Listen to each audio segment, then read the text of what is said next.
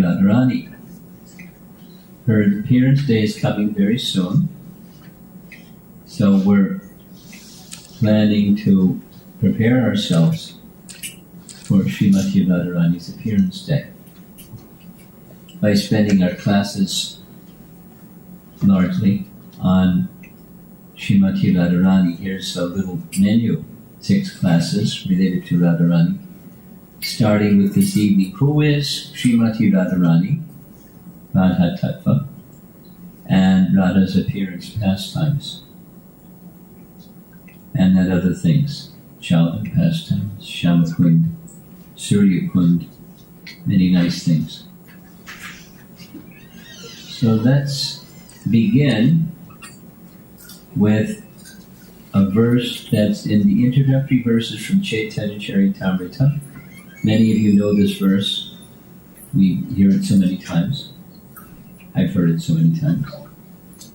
Radha Krishna Pranaya Vikriti Ladini Shakti Rasmat Ekatmanavapi Bhuvi Pura Deha Bedam Gatau Tau Chaityan Yaktam Prakratam Aduna Tad Dvayam Chaikyam Aptam Radha Bhava Duti Suvalitam Naumi Krishna Surupam.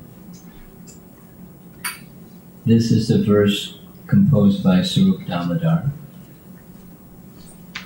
indicating one of the many esoteric teachings about Chaitanya Mahaprabhu being none different than Radha Krishna. The Radha Krishna Pranaya Vikritir Vladini Shakti Asmat. Radha Krishna Pranaya. Let's go to the definition. The loving affairs of Radha and Krishna are transcendental manifestations of Vladini Shakti, the Lord's internal pleasure-giving potency. Ekatmana, although Radha and Krishna are Eka, they are one in their identity. Pura Deha Bedam Vitautau. Previously they separated themselves. It's one of those events, it's not an event in time, but it's separated themselves. Now, Chaityan Yaktam, these two transcendental identities have been again united. It's not like these are chronological events. It takes, anyway. Is that a child or a cat?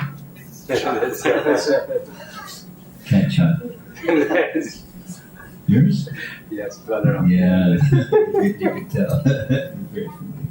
Okay. Now these two transcendental identities, that's Radha and Krishna, two transcendental identities have again united in the form of Sri Krishna Chaitanya.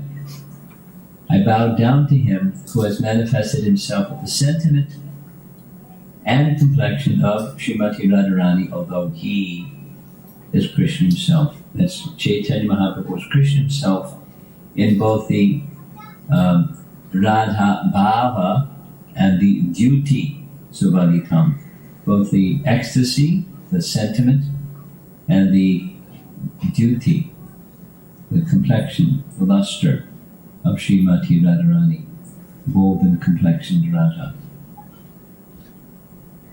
So two Pura Deha Beda, two forms. Radha, Krishna, two forms, although one entity. Ekatmanava people be. Two forms, one entity. Two forms, one entity. Now manifest in this way. So this is the way that the Chaitanya Charitamrita is constructed. There's some preliminary verses And then those preliminary verses are expanded later on in other chapters, and we're going to see the expanded version of this verse by Sri Damodar. That he is revealing some truths about Lord Chaitanya, and truth about Lord Chaitanya means truth about Radha and Krishna. So here's the verse from Adi Lila chapter 4. Radha Krishna Eka Atma Dvi Deha Hari Anyoni Vilasa Rasa Asvadana Kari. Radha and Krishna are one and the same, but they have assumed two bodies. They enjoy each other, tasting the mellows of love. It's a big mystery, isn't it? They're one entity in two bodies enjoying each other's company. It's quite a mystery. We discussed something yesterday that this reminds me of. Yesterday, with the Chinese devotees, there was a discussion about Krishna's killing of Shishupal. And in relation to Krishna's killing of Shishupal, before that happened,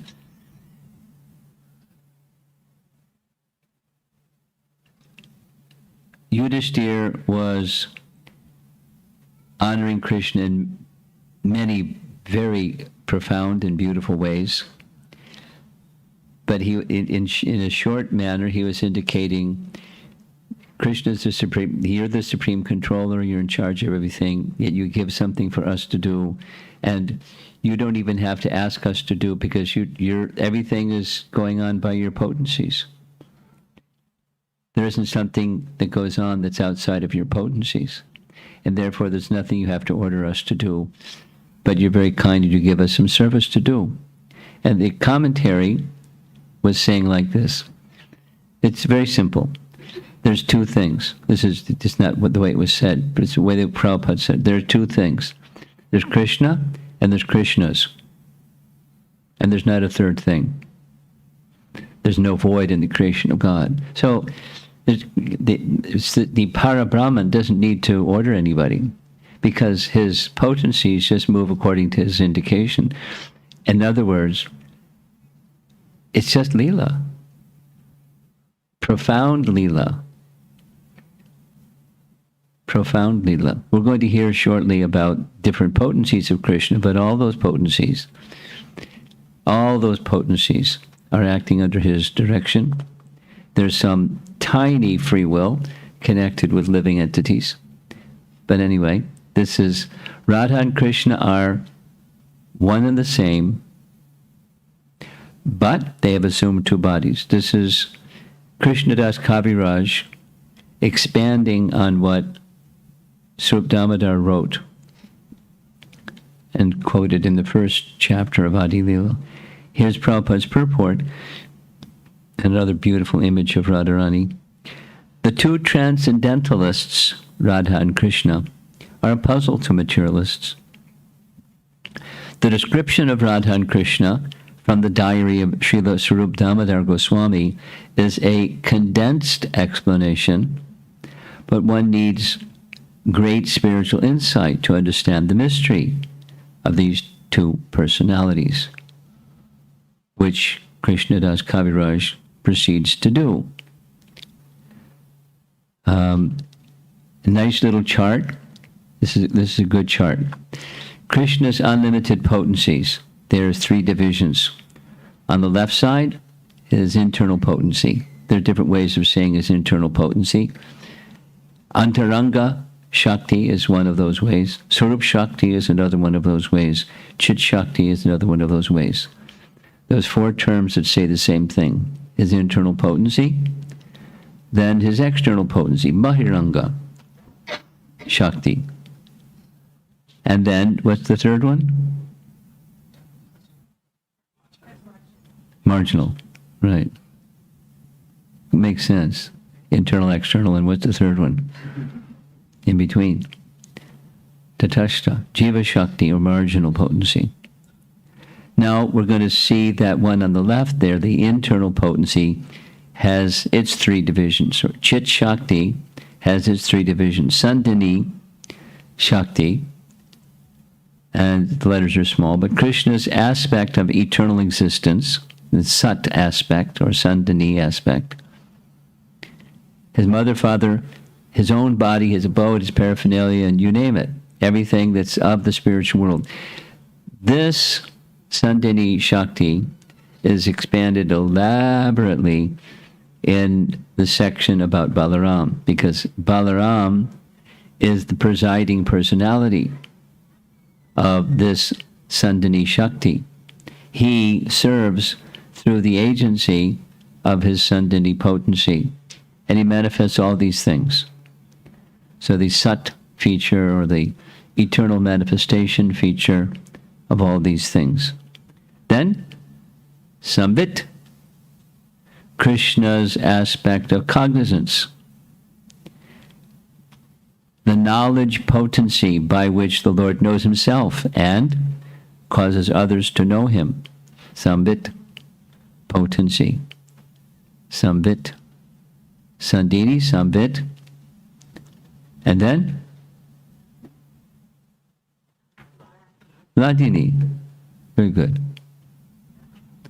And so Balaram is the presiding person of the Sandhini Shakti. Krishna is the presiding person of the Sambit Shakti, and we know who is in charge of the Ladini Shakti, or she is Radharani, Krishna's aspect of transcendental bliss. Very nice chart. So we're speaking about the Ladini Shakti aspect personified of Krishna's Chit Shakti, or Swarup Shakti, or internal potency, or Antaranga Shakti. So it gets a little, terminology can sometimes be a little confusing. That's okay.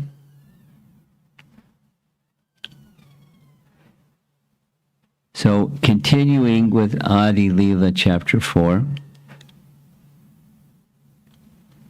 Ladinira Sara Prema Prema Sara Bhava Bhavera Parama Kashta Nama Mahabhava.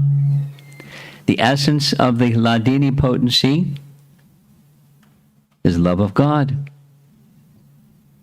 The essence of love of God is emotion, bhava. And the ultimate development of emotion is mahabhava. So guess who possesses mahabhava? I think you all know already. There's text 68. Mahabhava Sarup Shri Radha Thakurani Sarvaguna Kani Krishna Kanta Shiromani. Shri Radha Thakurani is the embodiment of Mahabhava. She is the repository of all good qualities and the crest jewel among all the lovely consorts of Lord Krishna.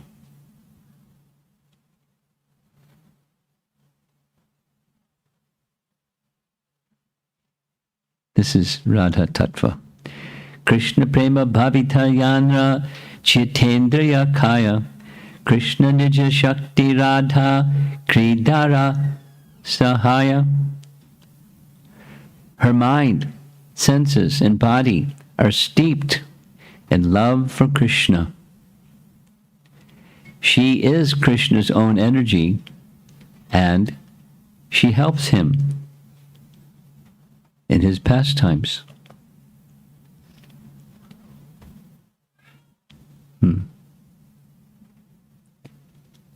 Nadika Hayena Krishnera Pranaya Vikara Swarup Shakti Ladini Nama Yanhara. She, Mati Radhika, is the transformation of Krishna's love. She is his internal energy called the Ladini. So we heard where that position of that Ladini is within his Chit Shakti. Ladini Karaya Krishne Ananda Svadana Ladinira Dwara Kare Bhaktera Poshana. That Ladini energy gives Krishna's pleasure, and Poshana, it nourishes his devotees. Nice word, Poshana. It nourishes his devotees. Bhaktera Poshana. Ladini Shakti. And continuing, Krishna Kanta Gane Gana Deki Trividha Prakara Eka Lakshmi Gana Pore Mahishi Gana Ara Vrajana Gana Rupa Ara Kanta Gana Sara Shri Radhika Haite Kanta Ganera Vistara. The beloved consorts of Lord Krishna are of three kinds: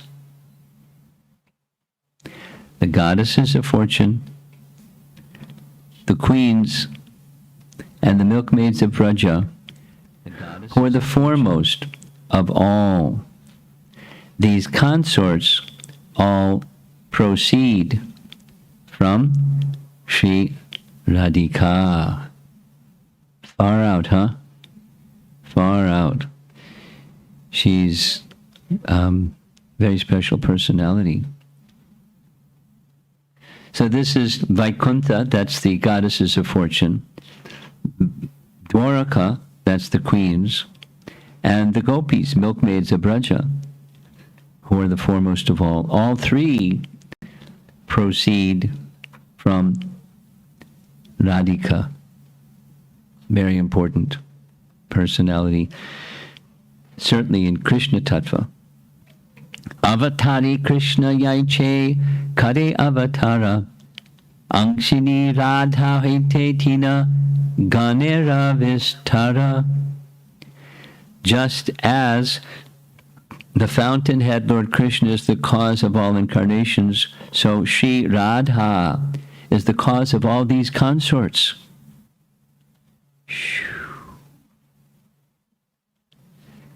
Govinda Nandini Radha, Govinda Mohini, Govinda Sarvasva, Sarva Kanti Kanta Shiromani. Radha is the one who gives pleasure to Govinda, and she is also the enchantress of Govinda. She is the be-all and end-all of Govinda, and the crest jewel of all his consorts. So she has a very special position, and that's the first part of this evening's presentation.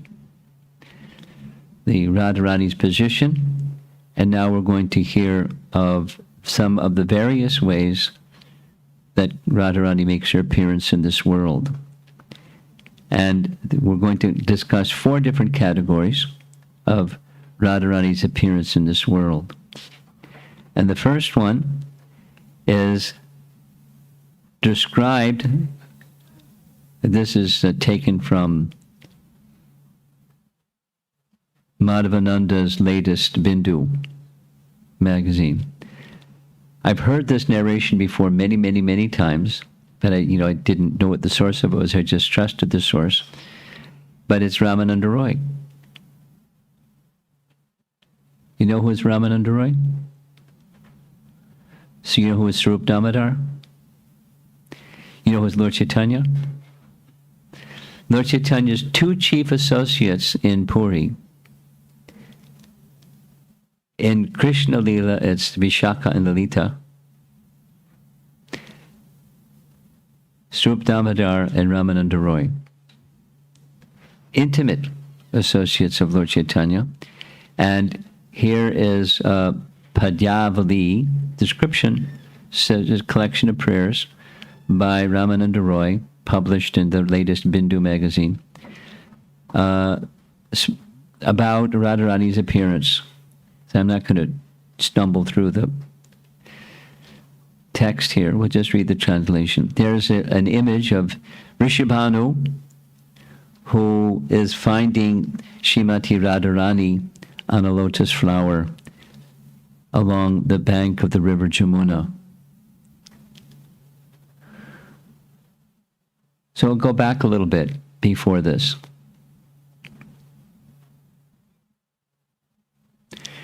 Vrishabhanu and Nanda Maharaj were dear friends. And they were close to the same age, and they married around the same time.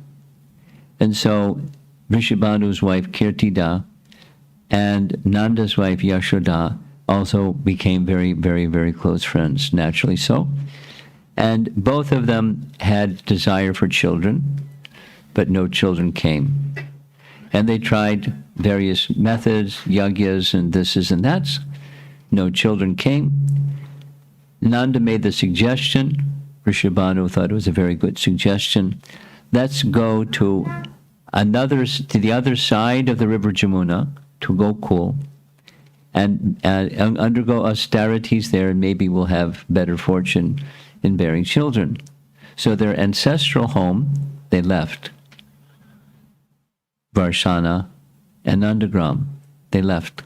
And they went to the east side of the river Jamuna.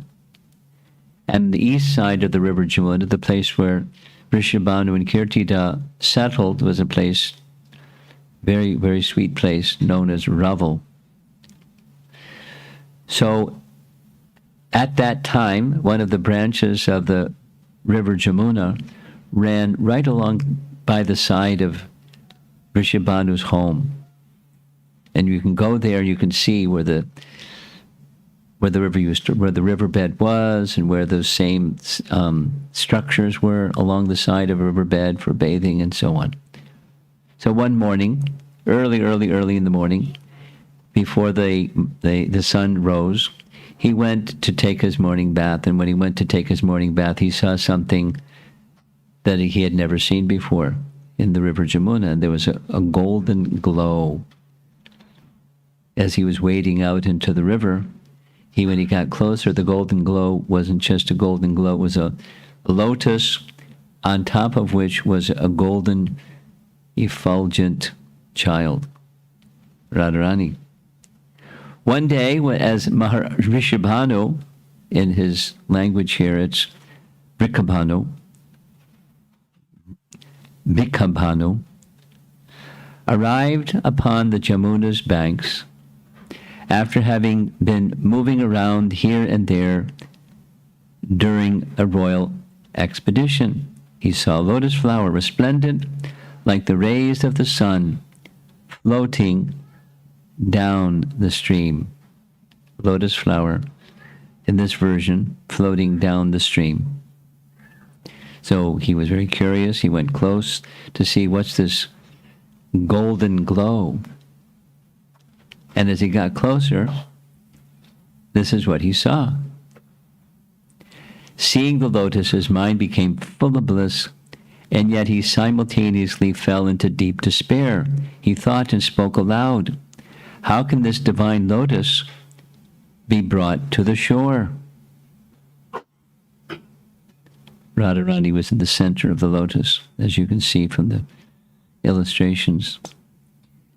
Although his servants heard what the king had uttered, no one could speak. Ramanandaroy aspires to serve his feet. In his internal vision, Roy Ramananda asks the king, "Shall I fetch this lotus?" He wants to be a service to Vrishabhanu.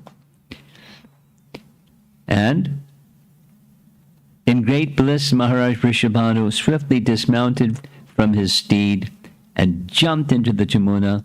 Swimming amid waves that seemed to touch the sky, he caught hold of the lotus and brought it to the shore. And lo and behold, within that lotus was a golden child.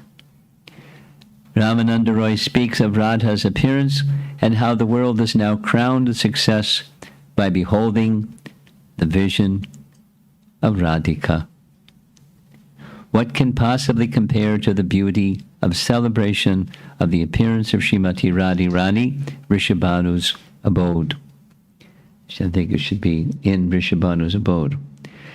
So there's the celebration. So when the narration that I've accustomed to hearing is, it's still the dark of night, and he brought the child to Kirtida, that let us accept this child as our daughter. So she wasn't conceived in the way that a child is normally conceived. She was born in a most unusual way on a lotus flower, and he accepted. And Kirtida was happy. And so here's some local villagers nearby coming and paying their respects to the newborn child. And then the rest of the version is not in Ramanandaroy's writings, but I'm accustomed to hearing. At around this time, Narada Muni began to consider, Krishna has recently appeared, right? Just a short time ago. That means Radharani must also be appearing. So he decided he wanted to have darshan of both Radha and Krishna in their child form. So he paid respects to Nanda Maharaj and took blessings of Lord Krishna and his darshan. So he began searching for a female child. You know, sannyasis do this sometimes. They're ready to give blessings to the newborn children in a family. So he went here and there and was searching for, do you have a newborn child in your home? And he was striking out. There were newborn children, but it wasn't Radharani. And so the way the narration I've heard is he went to Vrishabhanu's home and he asked, do you have any children? So he introduced Nanda Maharaj to Radharani's elder brother. What's the name of Radharani's elder brother? Sridham. Sridham. So, oh, blessing Sridham. You're a nice boy. And so he was ready to leave. And Vrishabhanu considered, maybe I better tell him, because there is a small child, but she's blind, deaf, and dumb. But maybe because he's a sannyasi and a great sadhu, maybe he can do something. So he said, wait, before you go, we do have a small child, but she's blind, deaf, and dumb. So he took her into the room because Radharani wasn't opening her eyes because she didn't want to see anything but Krishna. She didn't want to speak anything but Krishna. And she didn't want to respond to any sound other than Krishna. As soon as Narada saw little Radharani, blind, deaf, and dumb Radharani, he was in ecstasy. He said, I know some special mantras. Please give me some time, because they're private mantras. I have to say these mantras in private. And he closed the door and he worshipped Radharani to his heart's content. And then he said, the mantras I said didn't work. But I have a recommendation for you. What's that? In honor of Radharani's appearance, have a big festival. And invite all the people in Gokul. Be sure to invite Nanda and Jasoda. And while you're at it, make sure they bring their new child, Krishna. And I'm sure everything will turn out to be very nice. So you know the story. So, meanwhile, Narada wasn't there for this event, but when everybody was gathered together, enjoying each other's company, little Krishna toddled his way over to where Radharani was lying in her crib, blind, deaf, and dumb, with her eyes closed. And as soon as Krishna crawled to the side of Radharani's crib, she opened her eyes. She called out very loudly, like children will sometimes do. And everyone heard her calling out. They came running. They were very happy because she was happy to see Krishna. She didn't want to see anything but Krishna. So she's now very happy. This is part of one of Radharani's appearance stories. one of four.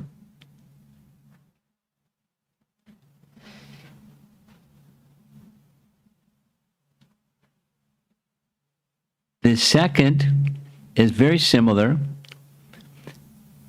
but Radharani appears not in Raval, but at Vrishabhanukund at Varsana. Very similar, but not in the river Jamuna, but in Vrishabhanukund.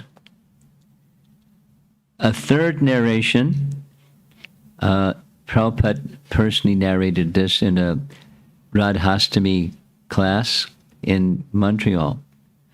And it's a description, the way the description goes in the recording. You can try to catch it.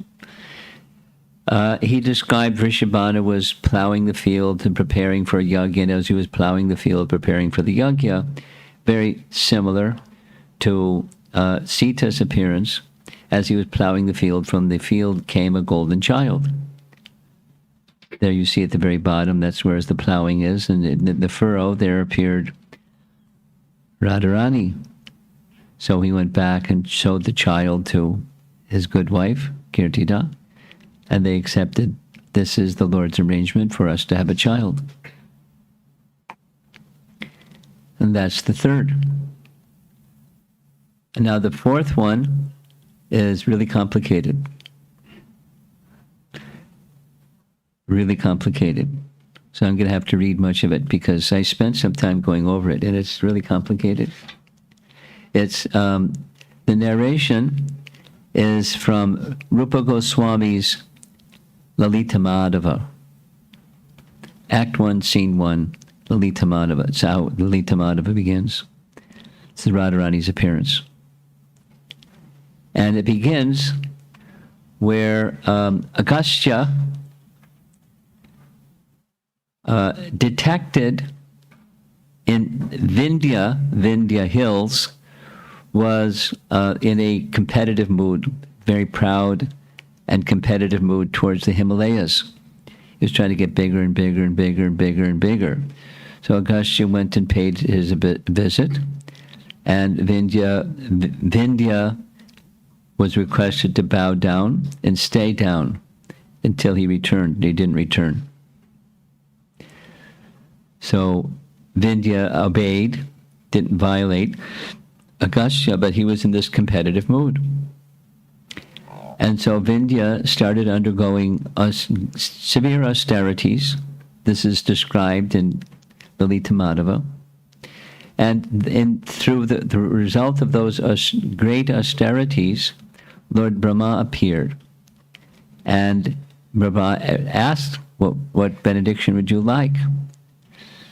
And he wanted a benediction, Vindhya wanted a benediction, that he would have a son-in-law that would be able to defeat the Himalayas' son-in-law.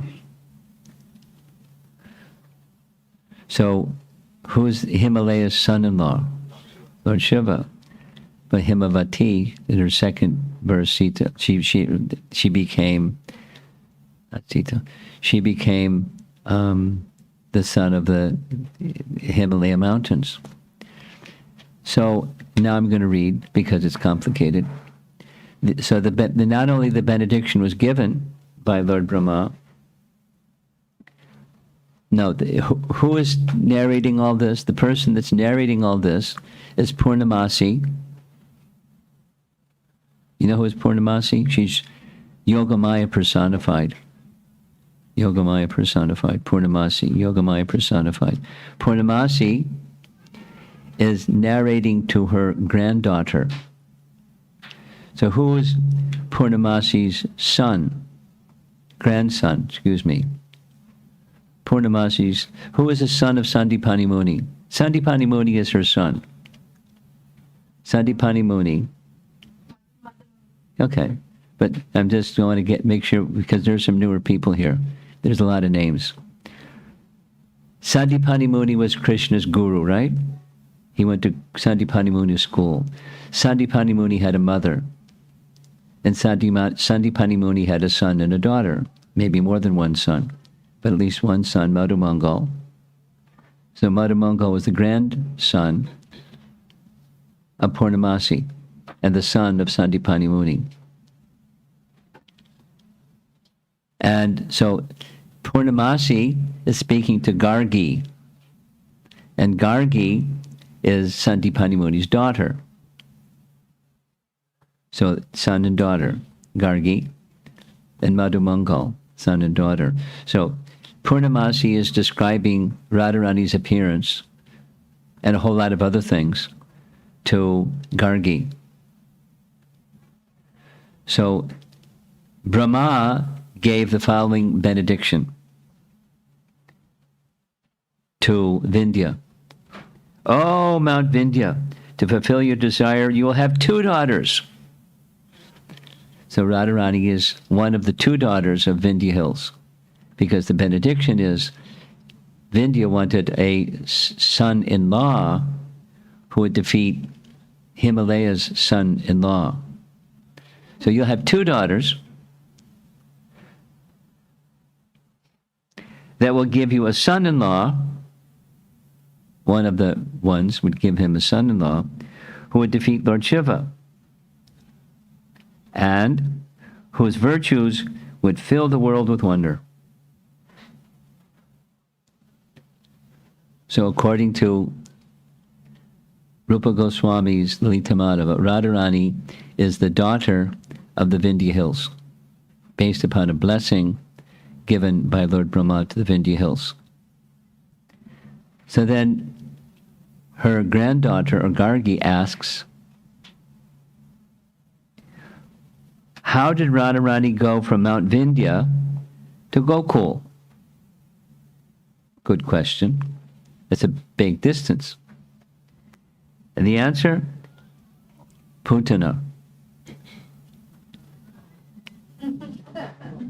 Putana kidnapped Radharani from the Vindhya Hills. Not only Radharani, but the other daughter. The other daughter was Chandravali. Gargi. Witches that steal children generally eat their victims.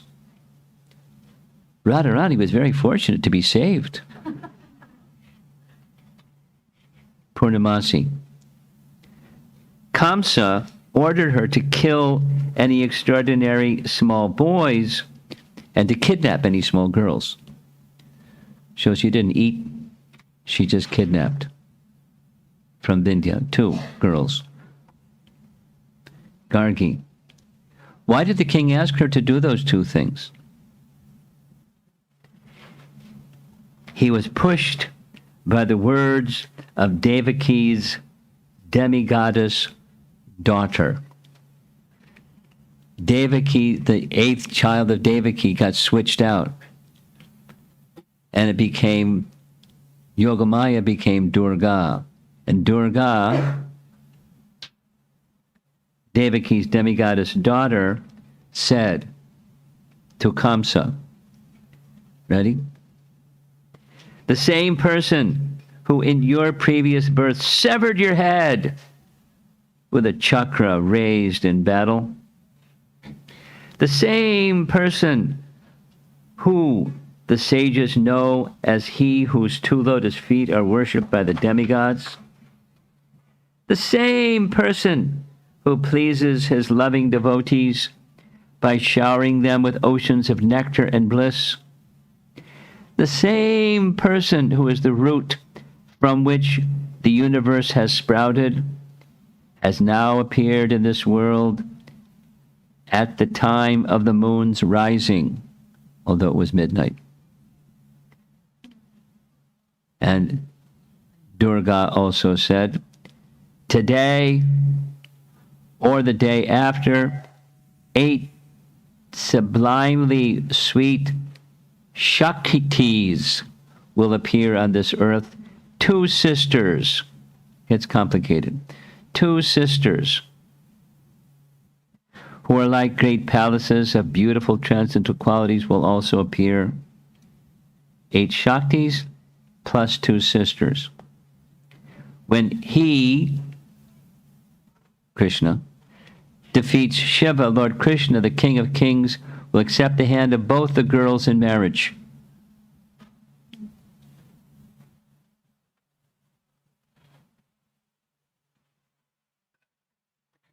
Gargi.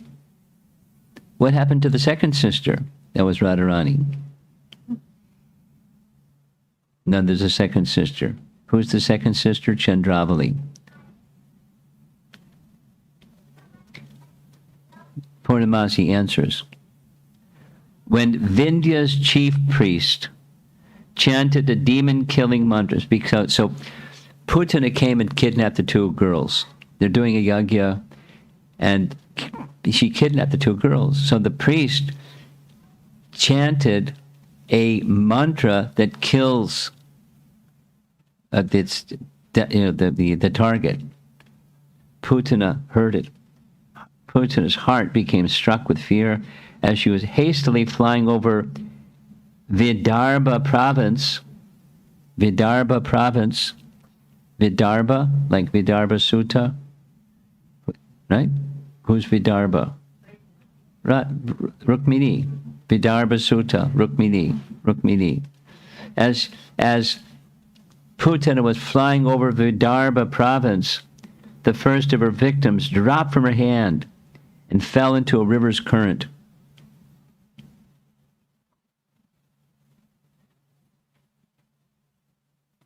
Gargi. My father, Sandipani Muni, is omniscient. Why then has he said that as a result of the benediction granted by Durvasa Muni, Srimati Radharani appeared from King Vrishabhanu's chest? Complicated. Durvasa Muni pronounced something. She, Radharani, would appear from King Vrishabhanu's chest. Purnamasi. Here's the answer. Requested by Brahma, listen, Lord Hari's Yogamaya potency removed these two infant girls from the wombs of the wives of Chandrabhanu and Vrishabhanu. Yogamaya did this at the request of Brahma and placed them in the womb of Vindhya's wife.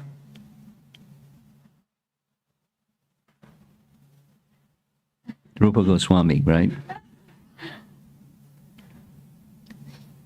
Gargi, did the two fathers know what happened? Purnamasi, certainly they understood. Why would Durvasa Muni not help them? Now that sentence I don't understand. Why would Durvasa Muni not help them? Because Durvasa Muni pronounced it would come from the chest of Vrishabhanu.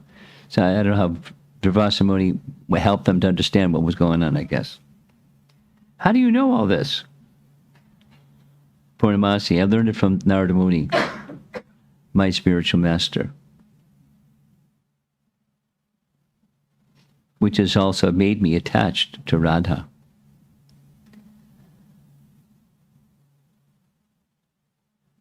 We're involved. Gargi. So this is grandmother and granddaughter. Gargi.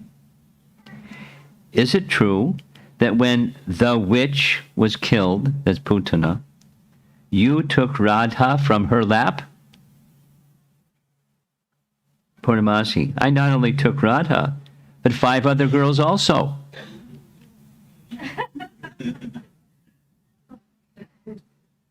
Really? Who were they? And she gives their names.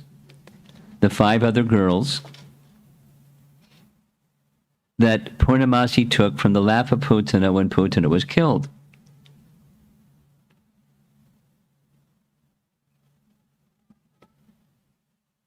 First, Lalita. Radha's moon-faced friend Lalita. Then some friends of Chandravali. The beautiful friend of Chandravali, Padma. Bhadra, who acts auspiciously. Shaibya, and splendid and cheerful Shama. That's the 5 girls, along with Radha, were taken from Putana when Putana was killed by Purnamasi, Yogamaya. How were these girls placed among the gopis? And the short is, different of the girls were given by Purnamasi to different couples to take care of, like adopted children. I gave these 5 infant girls to 5 gopis in different parts of Vrindavan. In a secret place, I happily gave virtuous Radha to Yashoda's nurse Mukhara, and said, "Oh, elderly one, here is your son-in-law, Vrishabhanu's daughter."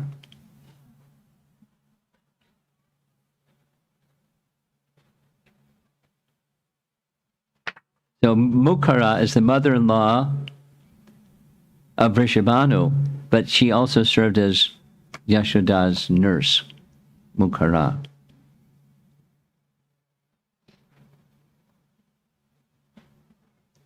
Gargi.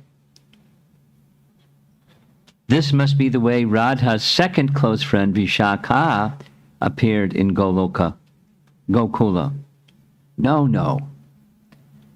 Jatila found her floating in the Jamuna.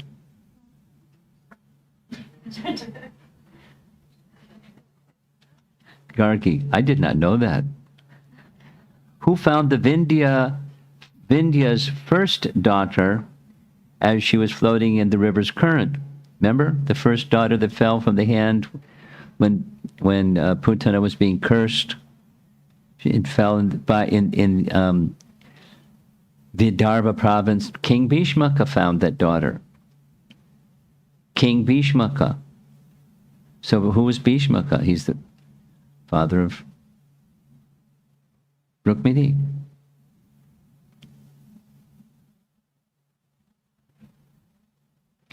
Gargi, alas, the cruelty of fate, who has separated these 2 sisters, Radha and Chandravali. My daughter, fate then reunited them. In this way, fate's mercy may be seen. Gargi, how did this happen? Ready? Chandravali was the granddaughter of Karala. Don't know who that is. Jambavan, who lived in the caves of Govardhan Hill and the Vindhya Hills, kidnapped the 5-year-old Chandravali and forcibly took her from Kundina city. He did this on the orders of goddess Durga.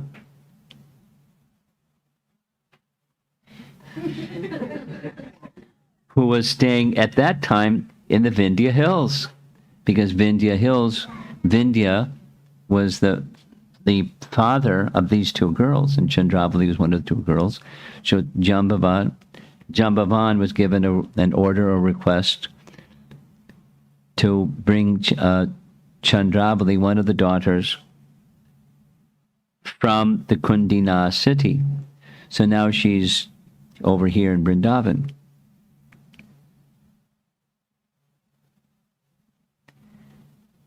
Then the translator makes a note. This goddess Durga is the daughter of Yashoda.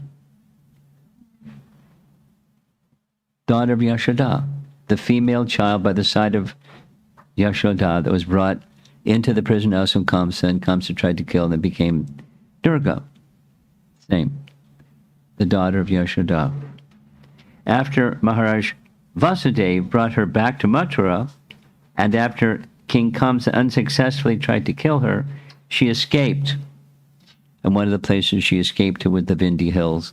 And in the Vindhya Hills, she made this request to Jambavan, who brought Chandravali back to Vrindavan from Bhishmaka's place to be now in the care of her father. Gargi. This is the last for this session. I'll just say it, and then I'll read it, and then I'll say it again. The teaching that we're getting here is each of the gopis have their spiritual counterpart as queens of Krishna. They're separately manifest, but they have their similar identities or expansions of one another. As we heard, Radharani is the source of expansions of all of them. So the gopis are her expansions, and these queens are their expansions. And the pastime of how all this takes place is being recounted in the Lita Madhava. So here's the paragraph, and I'll summarize it again. She talks to herself, aside, parentheses. I've heard from my father's mouth, to her father Sandipani Muni,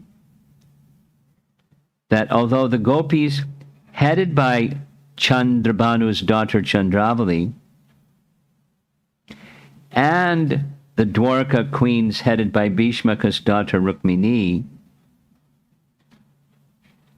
they're counterparts, right? Chandravali, the right wing gopi, and Rukmini, the right wing queen, are expansions of the same spiritual potency. I heard this from my father. Nevertheless, their forms are separate and distinct. Now it is said that with the aid of Yogamaya potency, each gopi is identical with a specific queen. And each pair of gopi and queen is a single person in a single form. It must be so. Later, I shall perhaps understand it. What can I understand now on these confidential matters?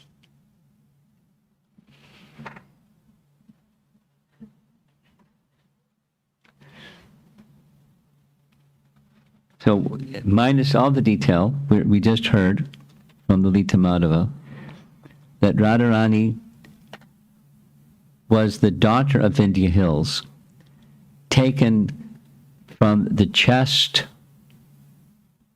of Rishabhanu by Yogamaya at the request of Brahma, because Brahma made a pledge to Vindhya Hills. So he was the father, Rishabhanu, of Radharani, but entrusted to Vindhya and taking birth as the daughter of Vindhya Hills, etc. And their expansions, which are themselves, but with a different mood, became Krishna's queens in Dwarka. Now, just yesterday, there was this discussion. We had a class with the Chinese devotees. It took almost, 2 hours and 45 minutes. You left. It was really long. But one of the questions had to do with what we're talking about. And somehow the person who was asking the questions had heard from a not proper source. Here's a detail. When Krishna freed the kings that were imprisoned, when Krishna freed the princesses that were imprisoned by Narakasura, the verse says 16,000. In the commentary, Sridhar Swami says it was actually 16,100. And he quotes Vishnu Purana to verify. So sometimes numbers are just kind of rounded off. Sometimes that happens. The more specific is it was 16,100, and that's how we get 16,108. And then the 8, there's some details of how the 8 became Krishna's queens, starting with Rukmini, and then Jambavati, and then Satyabhama. Then there's a whole chapter with the other 5 queens, so 5 plus 3 is 8. And then the 16,100. 16,108. So 16,108, and there's I spent about 2 hours today answering this lady's question that wanted to know, how does this work out? Because when she started asking her question 3 times, I said the premise of the question is misleading, because she kept saying things that were just not from our scriptures. She heard somewhere, I don't know what, some class. 16,100 plus 8. And they, according to Vishnu Purana and according to many other references, I'll send the document around. Who do I send it to? Do I send it to you and you then circulate it? I can convert it into a PDF. It includes what I'm going to send you is what we just read, this last sentence. I'll read it again. This is Gargi's realization.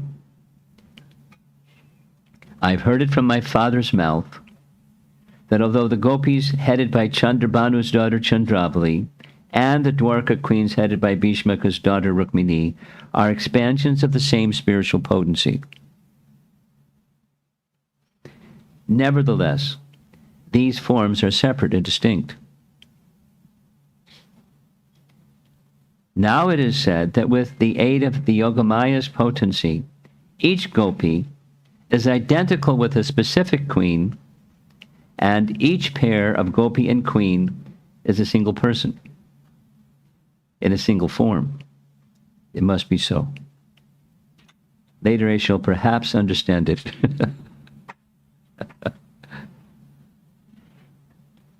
It's a mystery.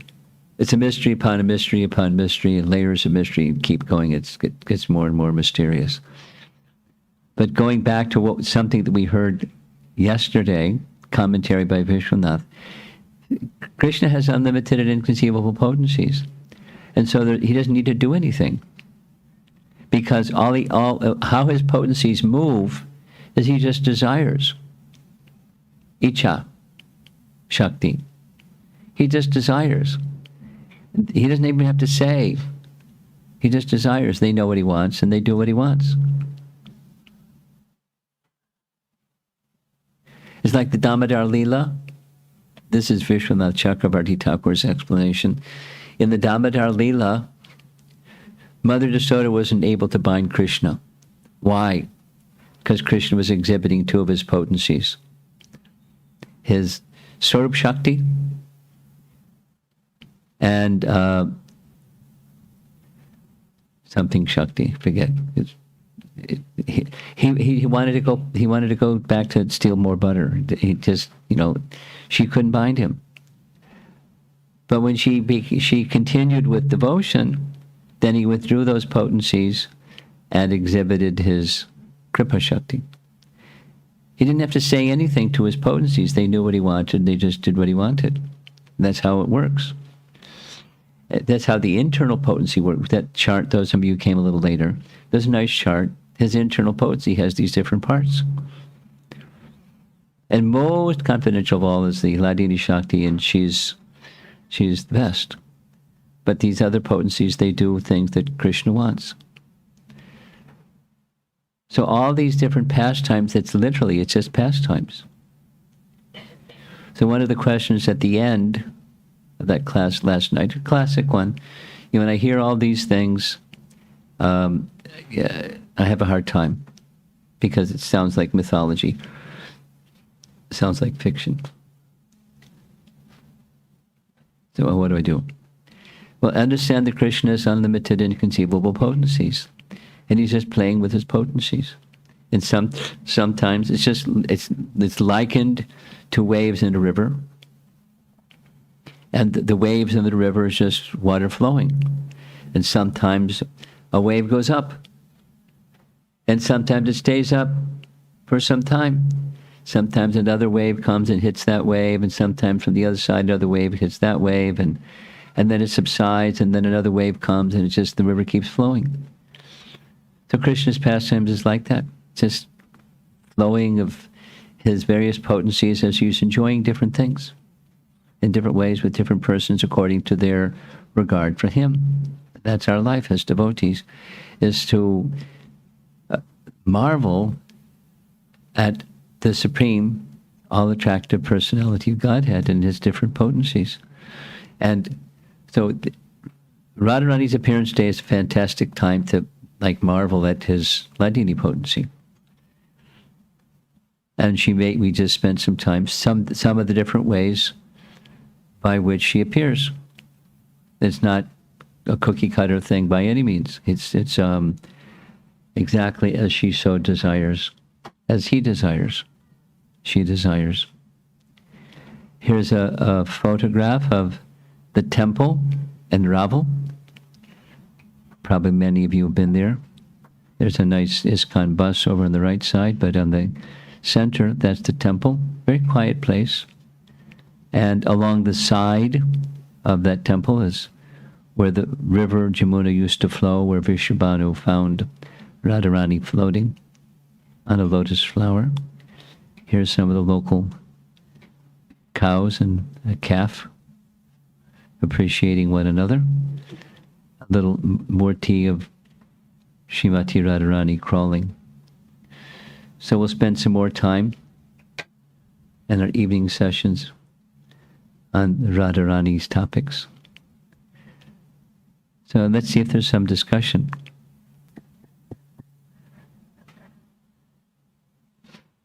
Rupa Goswami Ki Jai. And that's just Act 1, Scene 1. The whole flow is quite amazing.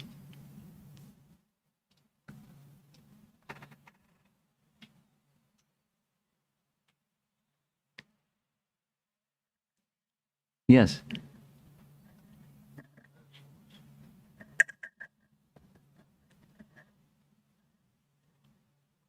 Had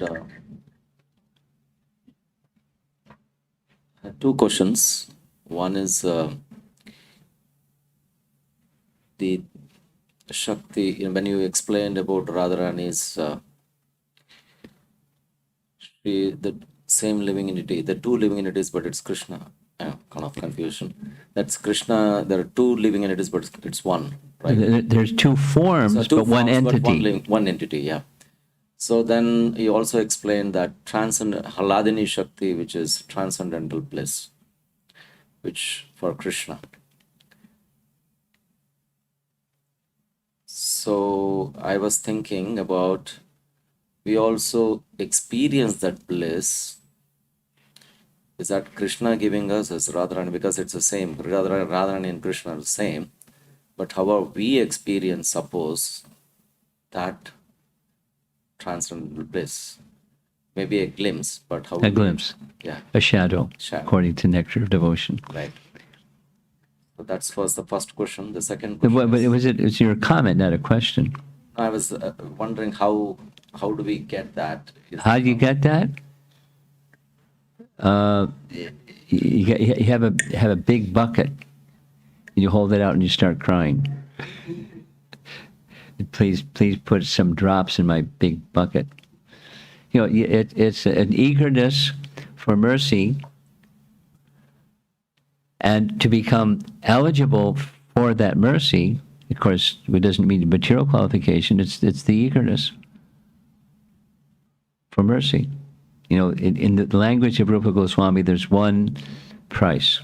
You know the verse. It's lolium. It's very strong eagerness, greed. So that's the eligibility. The beginning, Krishna can just give one some experience, realization, or a glimpse, a shadow glimpse. But that's all it is. That keeps us going. But the fullness of our capacity has everything to do with our eagerness for it. What do you think?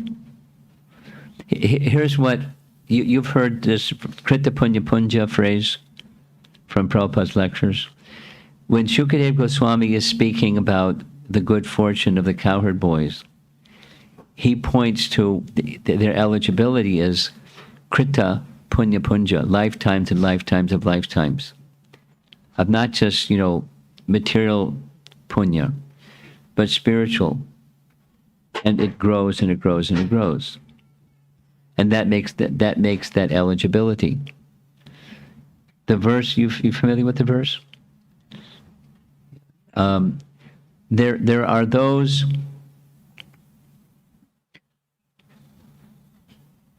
There's 3 categories before the cowherd boys. There are those, they're yogis who are searching for the feature of Paramatma. There are pious people who worship the Supreme Person. They're devotees who worship the Supreme Person. The yogis who search for the Paramatma feature. And the materialists who just deride Krishna as an ordinary fellow. And the cowherd boys that are playing with him.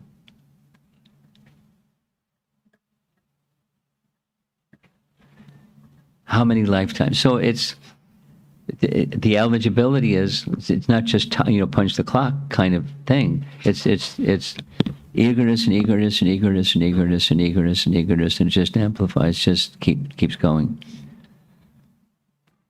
And that's the eligibility. Eagerness. Mercy, Krishna can give us mercy without our eagerness. But he gives to those who have eagerness. Naturally. But that glimpse also doesn't, once in a while it flashes, it goes away. That's a glimpse is not the full thing. And then the second one I had, Maharaj, is this 4-part, which you mentioned, the Radharani's appearance. How do we, is that a revelation of each Acharya? And then how do I, which one is the right one? No, it's not. There's no which one is the right one. Prabhupada's explanation is variety is the mother of enjoyment. You've heard that one.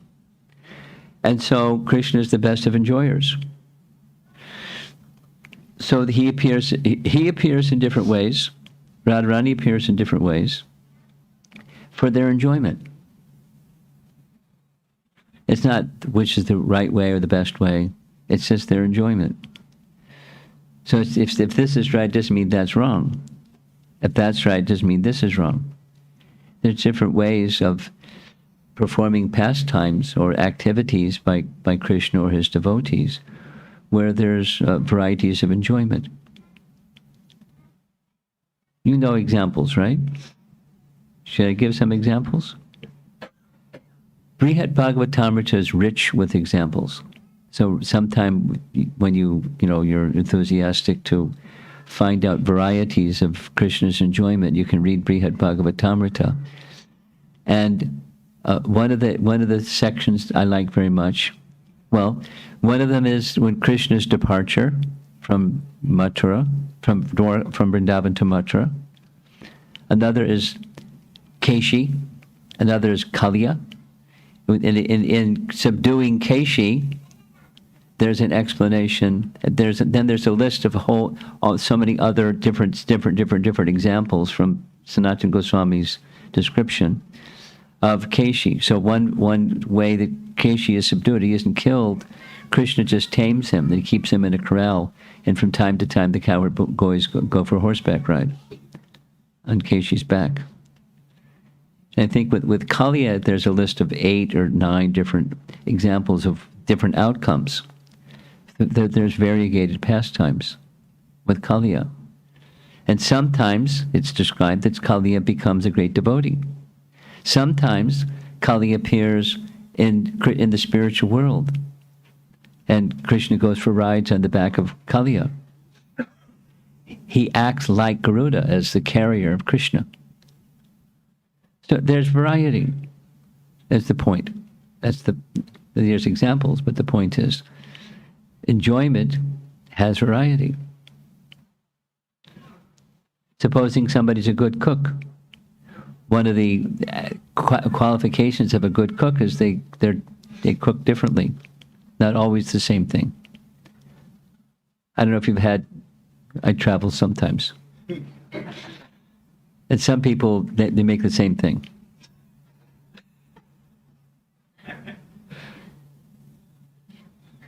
But some people they like to make something different. Every revelation is very sweet. Yes. Yes, because and why? Because that's Krishna.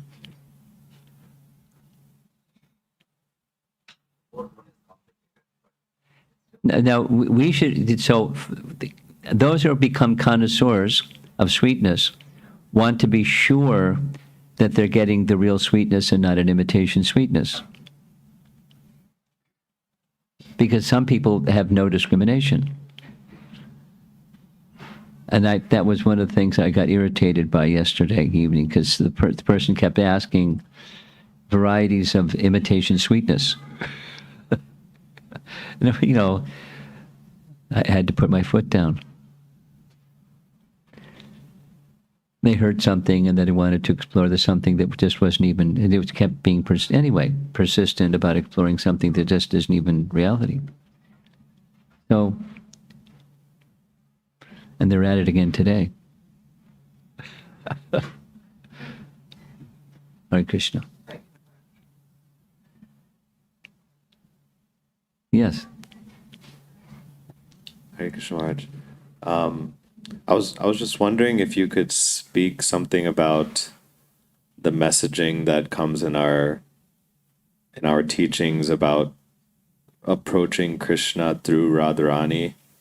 And I've heard that many times. I don't think I have clarity on what that really means. Like, what does it mean to approach Krishna through Radharani?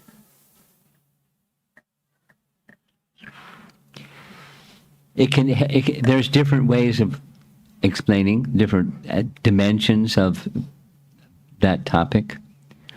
One of the really easy ones is one of Radharani's expansions is Bhakti Devi. And we approach Radharani through Bhakti Devi, and through Bhakti Devi we get Radha's mercy, and through Radha's mercy we get Krishna's mercy. Through Bhakti Devi. We just say through Bhakti Devi, period. But it implies Bhakti Devi is an expansion of Radharani. That's the easiest one.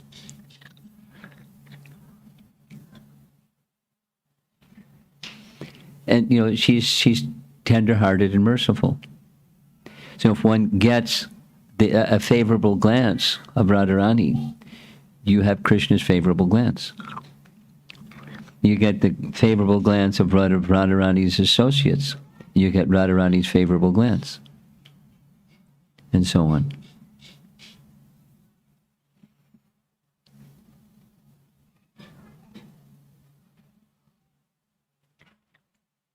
There's a nice to explore it a little bit more. There's a nice section where Gopal Kumar is given some service directly by Radharani. And, she's just merciful. And so her mercy goes to someone who she's directing her mercy to through Gopal Kumar. So there may be agents of Radharani to get Radharani's favor. And then, so that's a loving network. But if Radharani's favor is there, you've got Krishna's favor. It's just built in. It's part and parcel. Something else.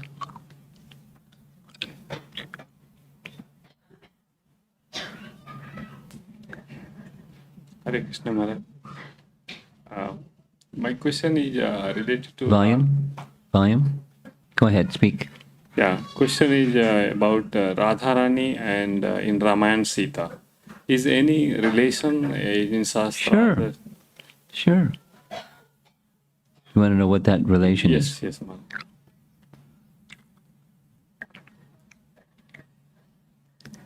The details of which part of Vishnu Tattva, in other words, there's Shaktiman and there's Shaktis. So she, Sita, I don't have access to.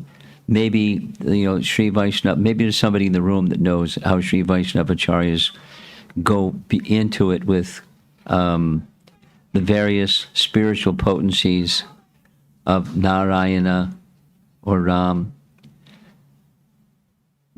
In simple terms, however, so I don't have that exact precision kind of thing, but she's the Shakti of Shaktiman. So as Lakshmi is to Narayan, as Sita is to Ram, Radha is to Krishna, the Shakti of Shaktiman.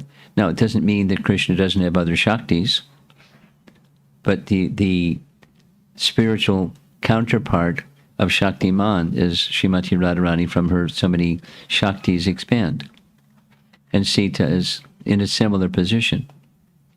But the feature of Shaktiman in the case of Krishna and the case of Ram are different. Similar but different. And so Sita is similar but different. Not 100% identical, but as the Shakti of the Shaktiman. How's that? Is that what you're looking for?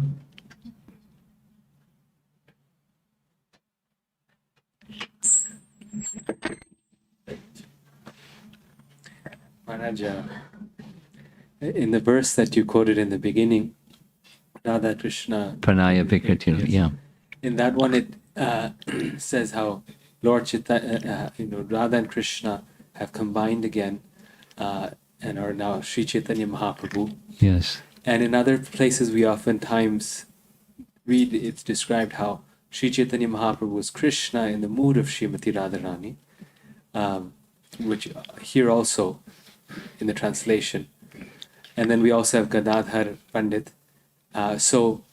Just for my own clarification, is like Sri Chaitanya Mahaprabhu, in terms of like Tattva, is he both Radha and Krishna, or is he Krishna in the mood of Srimati Radharani? And they're the same.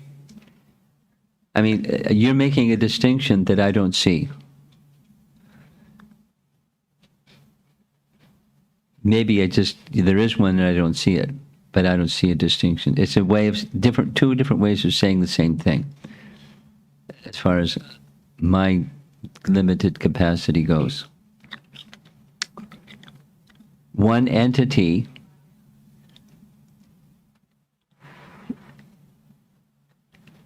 same one entity that's Radha Krishna, same one entity that's the personality of Godhead in the mood and the complexion of Radha. One entity, Chaitanya Mahaprabhu. The Supreme Lord himself, Krishna, in the mood and the complexion of Radharani. It was one entity. So you want to go over it again and help me understand something I can't understand? It seems language. It doesn't seem tattva is different. It's just language is different. So Sri Chaitanya Mahaprabhu is in all aspects. It's he's both Radha and Krishna. Yes. Combined. Yes. And the appearance is in a male form, but the complexion and the mood is a female, or specifically Radha.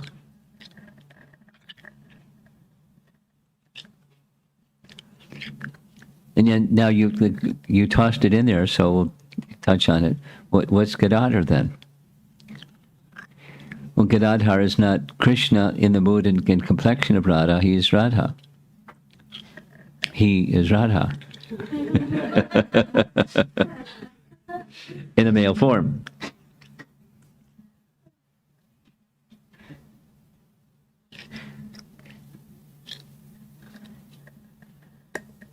I had a second question in terms of the pastimes. You had mentioned Jambavan is advised to take It's complicated. Yes. So in terms of those things, is the idea, the basic idea that when he takes Chandravali, she expands and one form stays as Rukmini and the other form comes to Vrindavan. It doesn't say that specifically. He doesn't say it's not that either. It doesn't. So the implication of what you're saying is when Jambavan did what Jambavan did, one form stayed and another form separated from the one that stayed, and he brought the one that separated from the one that stayed. Doesn't say that. Doesn't mean that isn't what happened. You know, the transcendental technology of all this, I don't understand, for sure.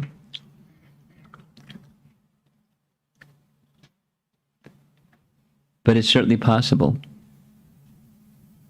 But it's not what it says, but it's certainly possible.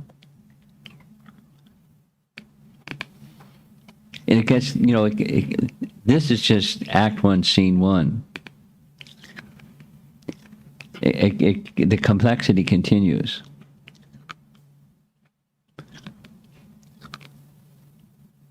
And the complexity builds on things that's Act 1, Scene 1. And, you know, here's Gargi saying, you know, maybe one day I'll understand this.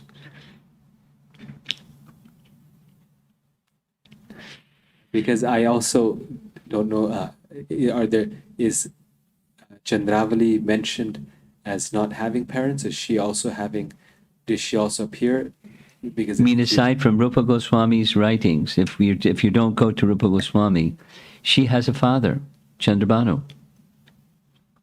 I don't know Chandrabhanu's wife's name. It's found somewhere. I don't know her name offhand, but you know, he's the mother and father, the father and mother.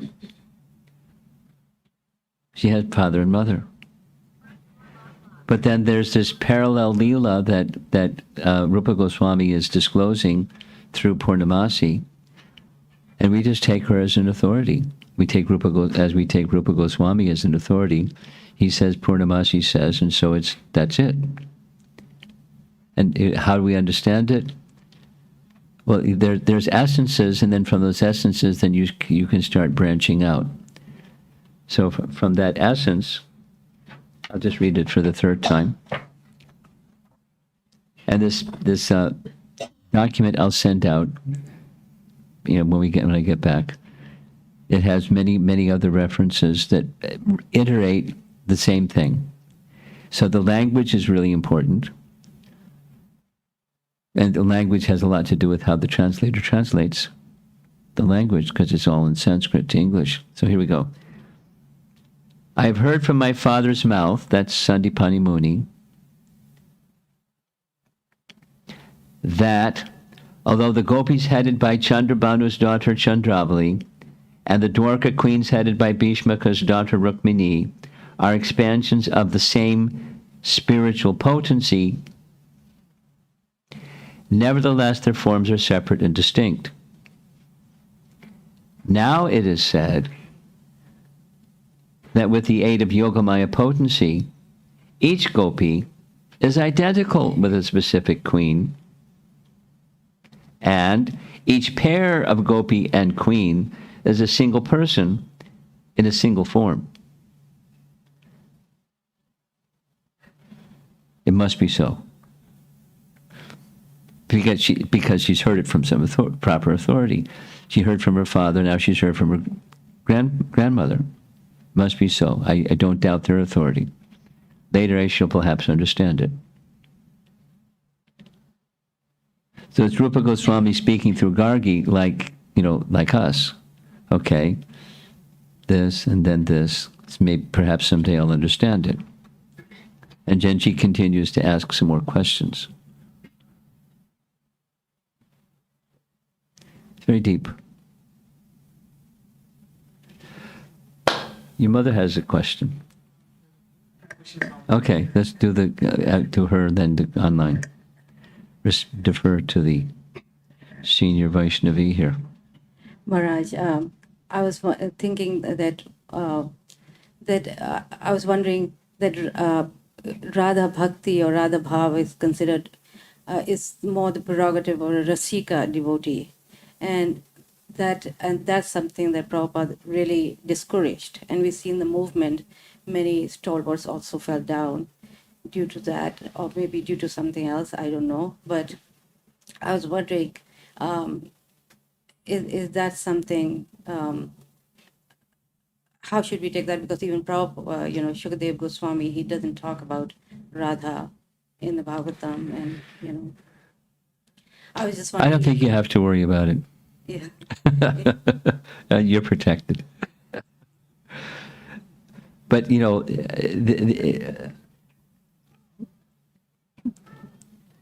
on the one hand and on the other hand, one should be cautious and one should be, curious and enthusiastic. Therefore, exercise too much caution, too much on one side or too much on the other side, and you can be in a risky zone.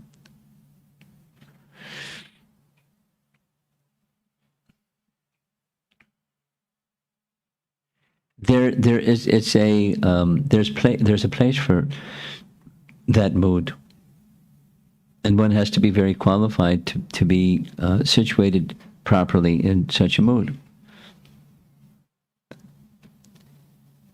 And I don't know too many people that are qualified like that. So, in practical terms, you and I really don't have to worry about it.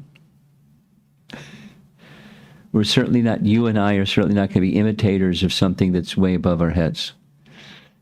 As our personal spiritual progress goes forward, there are literatures, safe literatures, that one can explore and understand more about such a topic, and go forward. With it's a little bit like.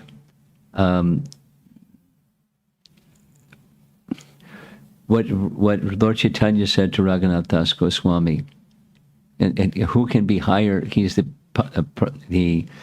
Prayojana Guru for our disciplic succession. But it started with, live your life in the worldly sense. Don't be an extremist. Don't be a madman, and inwardly cultivate attraction for Krishna and attachment to Krishna.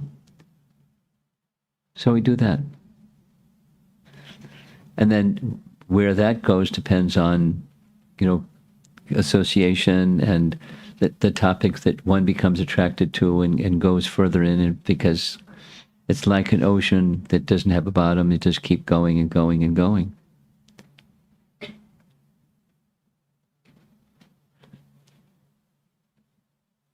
One should become deeper. One should also be cautious. Err too much on one side or too much on the other side, and you won't progress nicely. So let's do online. Mike?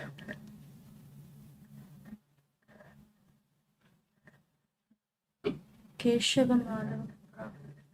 Okay. Keshava Madhava Prabhu's question. Does the eagerness for Krishna's mercy come from the mercy of Radharani? Well, is the question, does the eagerness for Krishna's mercy come from eagerness for Radharani's mercy? Is that the question? Come from the mercy of Radharani. Well, yes, there are different ways of saying the same thing. Here's a simpler way of saying the same thing. Mercy of Guru. And mercy of Guru can be a manifestation of Radharani's mercy. But, keeping it simple, because it's best to keep things simple, we seek the mercy of our spiritual master or masters, and take guidance from them how we want to get closer to receiving Krishna's mercy. That's the good place to start. No, because it's Radhastami coming up, she certainly has a part to play, and we already touched on that one. It was Mukunda's question, I think, a little bit. Bhakti Devi is her Radharani's expansion.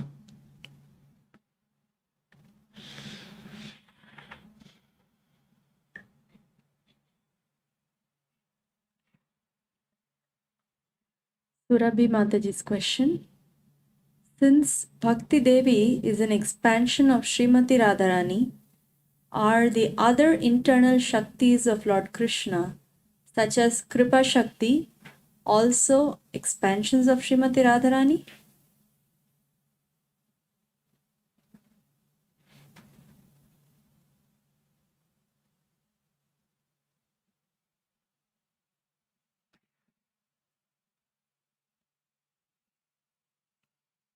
I've not read that anywhere.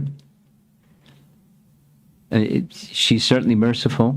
So, to get Radha, this is a little bit this, Radha's mercy question, the previous question.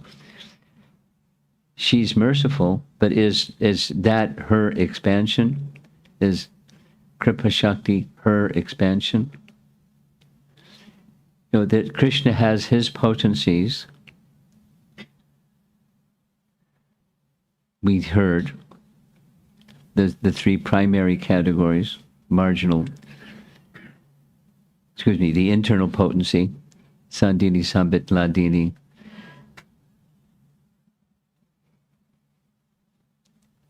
We can say it's Krishna's potency. Kripa Shakti is Krishna's potency. And what's the role of Radharani in Krishna's Swarup Shakti, or his internal potency of mercy? She's a bearer of it. But others may also be bearers of it. So I don't think it's sufficient to say Kripa Shakti is the expansion of Radharani. It's one of Krishna's potencies that she bears also, and others also bear. This is from Amara Mataji. This fact is so fascinating that there is no difference between Krishna and Radharani, and she is the pleasure potency of Krishna.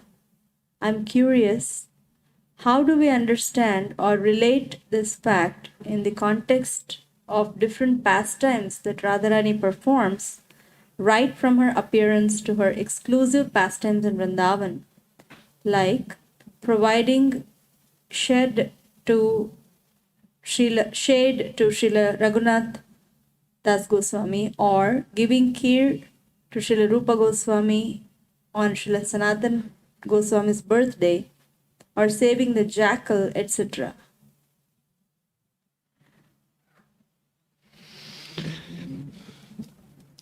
To say that Radharani is Krishna's pleasure potency doesn't take away from her personality, her own initiative. In other words, she's not a machine moving by the will of the machine operator, Krishna.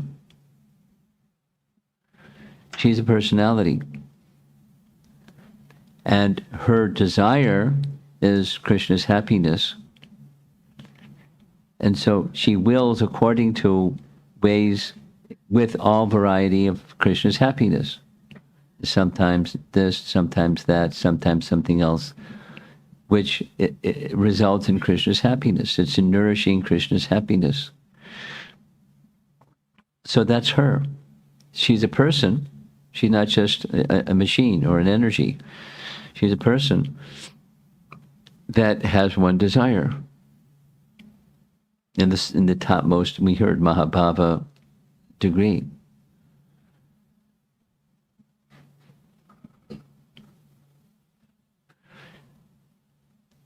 So I just step back from the question, and the lens through which you can look at Radharani properly is she's a person whose topmost desire is the topmost desire of Krishna. And she has all of the capacity to give the topmost desire and happiness to Krishna. And therefore many, many, many, many personalities like her want to serve her. As she's the best of Krishna's lovers. She can serve Krishna and Krishna's pleasures best. So that's how others may regard her, and then her regard is exclusively topmost Krishna's pleasure potency. I'm not sure if I directly addressed the question. It's just meditation on Radharani's position and how we meditate on her. Yeah. Amara Mataji's second part of the question is, how does Krishna enjoy these pastimes of Radharani with her or she being his own pleasure potency? No problem. If you're Krishna, it's no problem. It's his pleasure potency. He is enjoying his pleasure potency. He is enjoying being enjoyed by Krishna's as his pleasure potency. And then sometimes she talks back. And Krishna likes that. Most people don't. But Krishna likes it. That's it.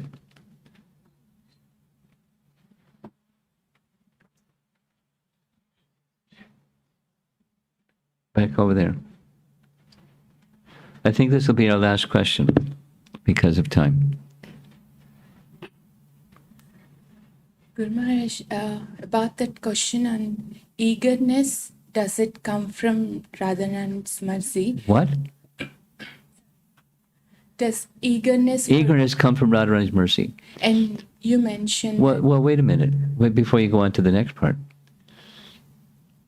Eagerness comes from you. No, she may nourish that, but eagerness comes from you, or each of us. Yeah, that's what I wanted to clarify, Guru Maharaj. I was thinking it's a function of both, from our side. But it starts from our side. Because let's say supposing somebody's not eager. Well, Radharani isn't being kind to them. That's the problem.